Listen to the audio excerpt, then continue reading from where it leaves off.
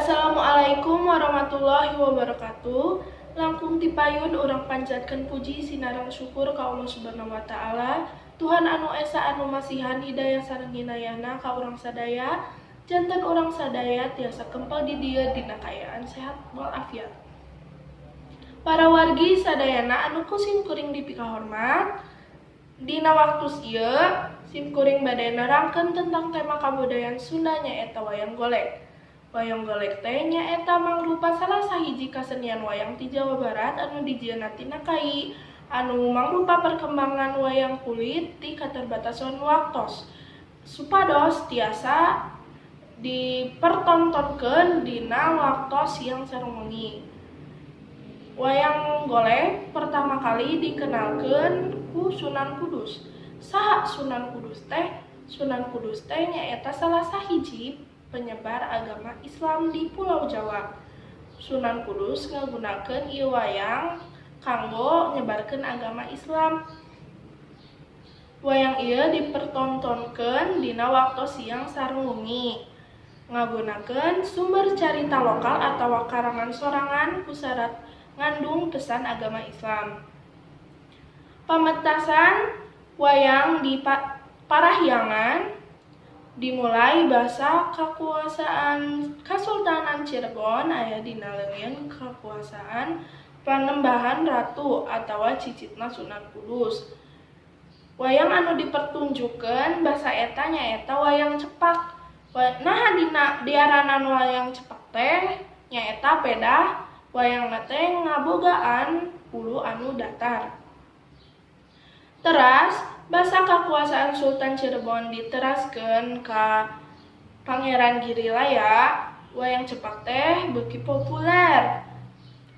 Anu dimana carita babat jeung sajarah tanah Jawa teh jadi inti caritana.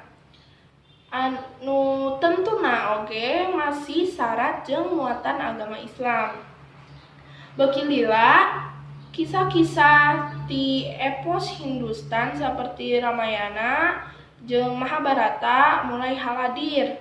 Kisah-kisah Mahabharata jeung Ramayana kemungkinan besarna lahir jeung berkembang di pertunjukan wayang kulit. Mimitina kisah eta teh ngagunakeun bahasa Jawa, tapi saenggeus lobana dalang-dalang ti kalangan orang Sunda jadi bahasa Sunda teh ngagantikeun panggunaan bahasa Jawa. Saterasna perkembangan ti wayang golek purwa anu teu bisa dilepaskeun ti peran Wiranata Kusuma ti Bupati Bandung kagenep. Beliau resep pisan ka wayang, tapi manehna hayang sahiji pertunjukan anu leuwih menarik jeung ngabogaan nilai-nilai kasundaan. Akhirna Wiranata Kusuma tilu menta salah sahiji pangrajin wayang kulit nyaeta anu namina Ki Darman. Pagiat wayang kulit di Tegal, Cibiru, Ujung Berung, Bandung keur ngajieun rupa wayang golek anu leuwih menarik jeung huluna atawa rupana sarupa jeung manusia. Borojol wayang golek anu urang tinggal ayeuna wayang golek Sunda. Teras wayang golek teh beuki populer lah teu saukur konsumsi kaum menak hungkul. Kaum masyarakat biasa oge mulai senengeun ka wayang golek. Wayang golek beuki populer saenggeus dibukana Jalan Raya Dendels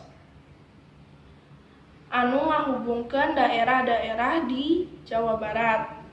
Ku kituna hayu urang sadayana nonton jeung ngalastarikeun wayang golek.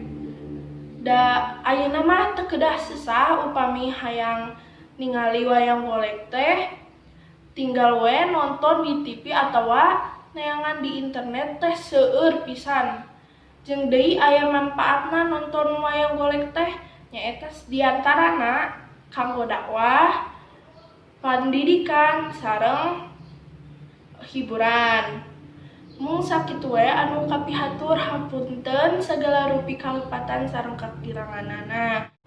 Wassalamualaikum warahmatullahi wabarakatuh.